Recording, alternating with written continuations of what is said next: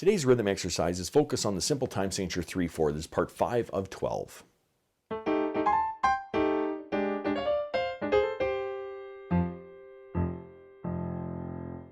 Welcome to my studio, Bach To Basics. This channel is where you can find videos to further your music studies. Let's read some rhythms.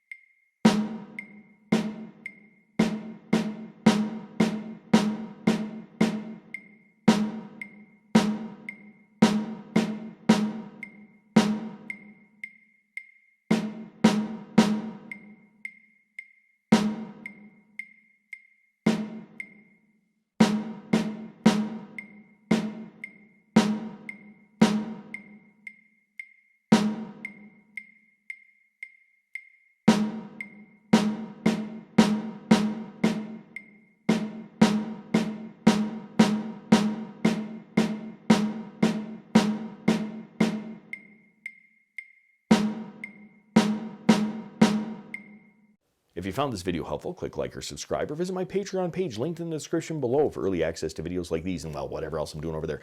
Thanks for watching. I'm just a music teacher having fun. Catch you on the next one.